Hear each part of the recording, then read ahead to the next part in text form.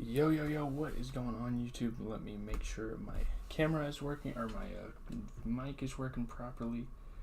We are back with another video, and we are going to be talking about the NBA action that just transpired tonight, Monday, February 13th. There were a lot of basketball games on tonight. We have plenty to talk about. I've been grinding some 2K, trying to get this Opal Westbrook. I haven't been streaming it, though. I've just been kind of doing it on my own, but yeah, we started the night off with Hawks and Hornets. My Celtics play tomorrow night. I'm going to be playing a basketball game while they are, but I should be able to catch a decent amount of the game. I'm not sure, but LaMelo Ball leads the Hornets to a wire-to-wire victory over the Hawks. A great game for LaMelo, great passing and scoring. Terry Rozier scoring the rock very efficiently as well. Just a very good game for the Hornets, and sadly they couldn't play like this all season. They're already guaranteed to have a losing season, which is kind of crazy, but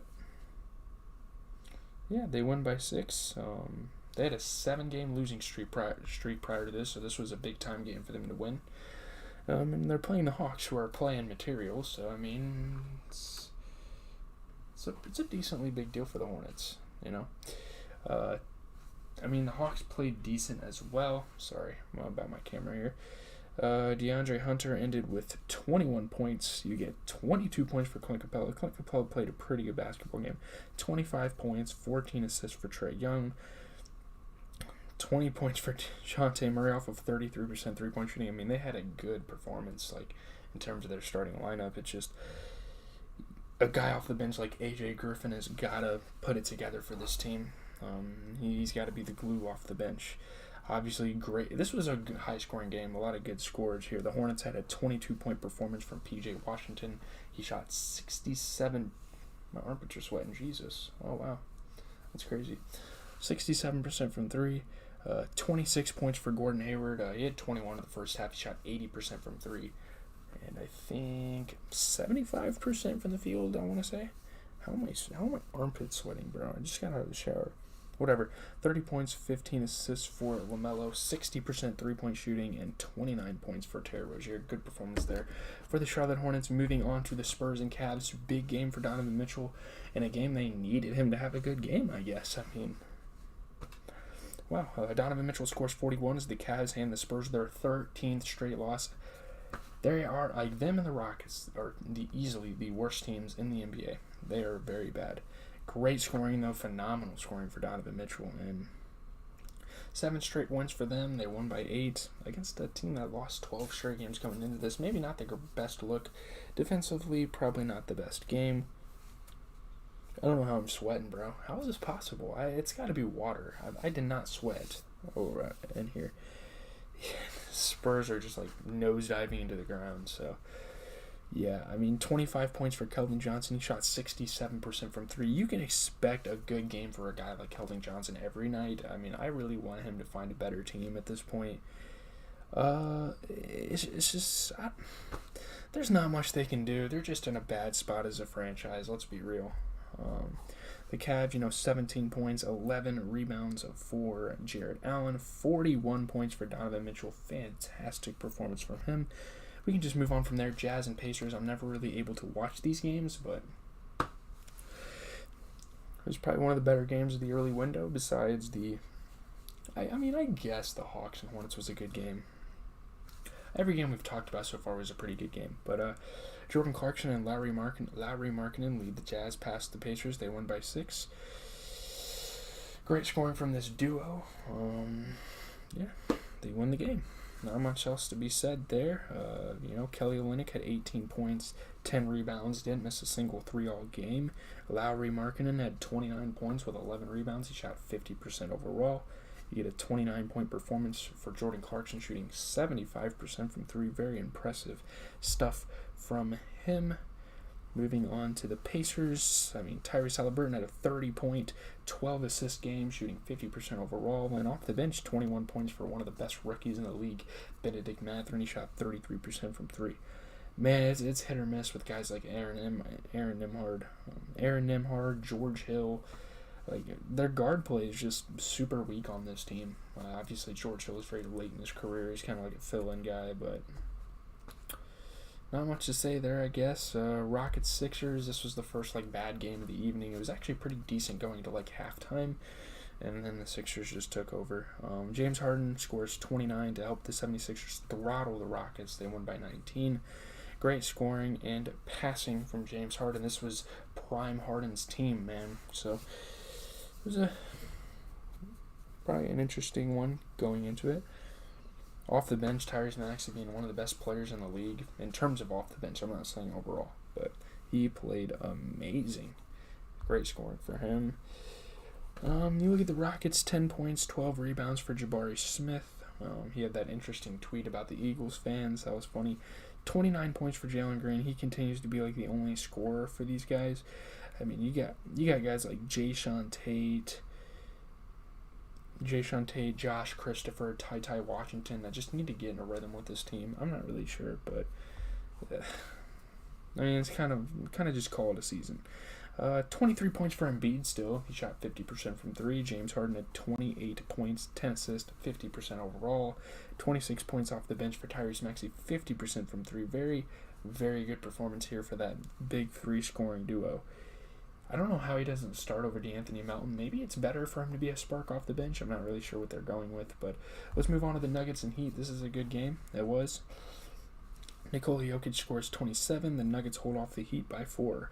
No team came into Monday night having allowed fewer points in the paint per game this season than Miami. And they're a really good defensive team, but going against Jokic, it's kind of hard to really do much. Yeah, he had 27 points, 12 rebounds. He's really the only big performer tonight. So, decent amount of guys hurt for them, but he's able to lead them ahead, and what a damn season.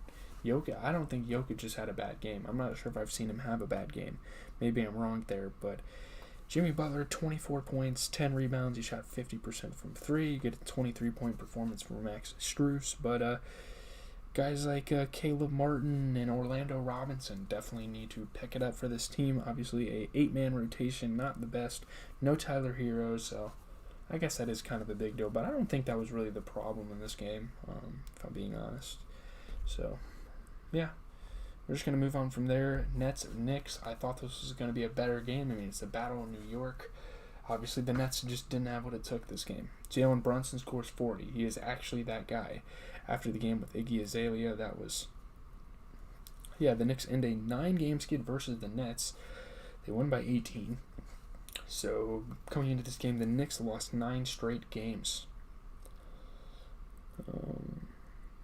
Kevin Durant and Kyrie Irving are gone, and so is the Nets' dominance in New York's basketball rivalry. I mean, in the future here shortly, we're probably going to see more games going in the favor of the Knicks. Let's be real. You look at the Nets, though, 28 points for Dinwiddie, 30% three-point shooting. You're going to have a guy every game for the Nets that is going to play well. I can guarantee it. But guys like Mikal Bridges and Joe Harris, Joe Harris, Ben Simmons, Cam Thomas, those guys just kind of lacked a lot of effort, I guess, a lot of prowess, I don't know.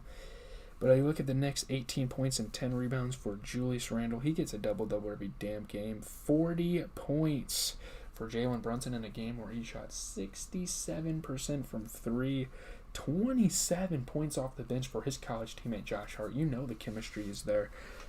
Man, Josh Hart might be in the running for 6th Man of the Year next year. He's gonna be quite the guy. I can't believe I have an armpit sweat. It's so embarrassing.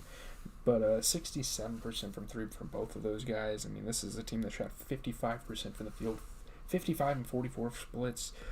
Yeah, they played good. Nothing much to say about this game. Let's just move on to the Magic and the Bulls. I mean, the Bulls' woes continue. I mean, they're just on a downward spiral. I don't know what's happening. They're out of the plan, which is insane. Paolo Banchero, Mo Wagner, the Wagner boys, and Markelle Fultz lead the Magic over the Bulls. They won by 9. The Orlando Magic were sailing along with what appeared to be a comfortable lead before things tightened up in the closing minutes, and they were able to finish the game, and that's what good teams do. Obviously, this isn't a good team. They're not a bad team, though. I mean, let's be honest. They're only 3 games out of the play-in. I wouldn't be super shocked at this point to see the Magic make a play-in run. That would be awesome to see. Go on a big win streak. Just a very consistent performance for these guys. I mean, 22 points for Paolo, 18 points and 10 rebounds for Markelle Fultz, hustling, playing a great game of basketball. I just don't know what to tell the Bulls anymore. I mean, 13 and 13 for Vucevic. He shot 50% from 3, 26 points for Levine, but my goodness, Idasomu and Goran Dragic, you guys have, like, they've got to improve their guard play. Like, it's ugly. It is getting ugly out there. They don't have any depth at that guard position, or at the point guard position anyway. It's just not going to work. I don't know. Anyway, Pelicans Thunder. Thunder almost won the game. They were coming up with some crazy comebacks to end the game, and they almost won. They had a shot. They had an opportunity, but, I mean, obviously they fell short. They're still only half a game out of the plan as well. So, yeah.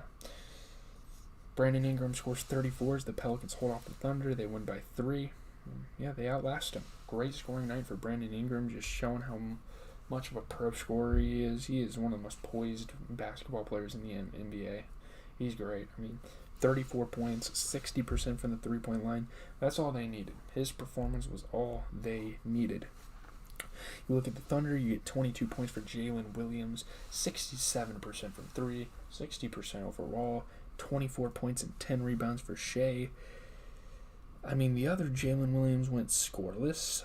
Jeremiah Robinson Earl went scoreless. Like, you can't have stuff like that. So, yeah, I mean, it is what it is there. Timberwolves, Mavs, and oh my goodness, Kyrie almost pulled off something legendary in this game. Kyrie Irving's 26-point fourth quarter, not enough as the Mavs fall to the T-Wolves. It's honestly a big one for the Timberwolves. You know, each of these teams at a pretty good spot in their season. And these are games that the Timberwolves love to win. Getting rid of D'Lo and being able to win the game still. Wow, amazing fourth quarter for Kyrie Irving. This was his home debut. They were down 26, and he got 26 points in the fourth quarter, but wasn't enough. They lose by 3. It's tough, man. When you look at the Timberwolves, Rudy Gobert, 21 points, 14 rebounds. The dude literally didn't miss a single shot. 32 points for Anthony Edwards. I mean, what can you do? There's a lot they can do in terms of depth. I don't know. Maybe that Kyrie trade was a little much. Giving away DFS and Spencer Dinwiddie, guys that have firm spots in your franchise Kyrie Irving's great, but it might come back to bite them. I mean, Kyrie did have 36 points, and Luka had 33 and 12. He shot 50% from the field, 24 points for Christian Wood off of 33% three-point shooting. But guys like Dwight Powell and Frank Ntilikina and Jalen Hardy, those aren't long-lasting pieces. Those aren't guys that are going to be very reliable for you going down the stretch. So Mavs are going to have to change some things. I mean, their rotation is very iffy. They don't have a lot of guys that can get it done. Wizards-Warriors, pretty interesting game. This was the game I probably watched the most tonight. I don't know why. It was just a late-night game. The Lakers were getting smacked from the beginning, and I was like, all right, let's just watch the Warriors game. The Warriors beat the Wizards by 9. They snap a 2-game lose streak, and they're on the up and up. They're looking pretty good. Great scoring and decent rebounding for Andrew Wiggins. Klay Thompson scoring as well. He had a 20-point first half. He got them off to a decent start. He helped them make a comeback. This is the final home game for the Warriors before the All-Star break, so they're going to be traveling all over the place before All-Star Weekend. I'm excited for All-Star Weekend. I'm probably not going to cover it on the channel, but it's going to be fun. It'll be cool. Yeah. Not really much to say about this game. I mean, Porzingis, he's incredible. If you actually watch Porzingis, he's so efficient. 34 points off of 67% three-point shooting, 75% from the field. He's so efficient. 33 for Bradley Beal. What a duo that is. Obviously not able to get it done. Guys like Corey Kispert really lacked on his end, but you still got to have hope for the future. I mean, they're 4 games out of 500. I think they are a play-in team. I really want to see these guys make the play-in because they didn't even have Kuzma this game. And who knows? It probably would have went way differently if Kuzma would have came in and had 15 points. They would have won this basketball game. You look at the Warriors, though, 13 points, 13 rebounds for Kevon Looney. a guy I'm actually proud of. Like, he really wasn't anybody in this league prior to that championship run, and he's really became something. 29 points for Andrew Wiggins off of 50% three-point shooting, 27 for Clay, and yeah, I guess the Warriors get it done. Lakers, Trailblazers. It really angers me that LeBron decides not to play once again.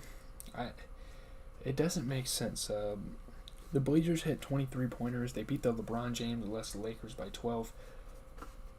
Like, why is LeBron still sitting? Your team is now 6 games under 500. You're like probably 2 games out of the play-in. Like, come back, go on a run. You have D'Lo on your team. You have Malik Beasley. You have Jared Vanderbilt. Your front office was probably one of the biggest winners of the trades deadline, and you just don't play. Great scoring though for Damian Lillard. Great 3-point shooting, and yeah, Lakers lose. They beat the Warriors without LeBron, but I mean, the Trailblazers, when Dame's having a game like that, it's kind of a different story. Anthony Davis played great, despite his shooting night. I mean, 19 points, 20 rebounds, 22 points. I'm telling you, LeBron, come back. You have a guy like Malik Beasley coming off the bench, putting up 22 off of 50% overall shooting. Like, they'd love to have you back. In all fairness, I mean, Dennis Schroeder did play like shit. He did not play good at all. 30 minutes and you're putting up 2 points. Just not a good look there. But the Trailblazers, yeah, I mean, 40 points for Dame Dalla. I mean, he's absolutely incredible. That's going to wrap it up, though. I mean, tomorrow, obviously, the Celtics are playing the Bucks. That'll probably be one of the bigger games of this week. I mean, who else is playing? Kings and Suns with D-Book back. That'll be fun. Warriors, Clippers will be decent. Even Wizard. Tomorrow's going to have a decent slate of games. Not a lot of games, but a good slate. So, I'm out, guys. I'm going to play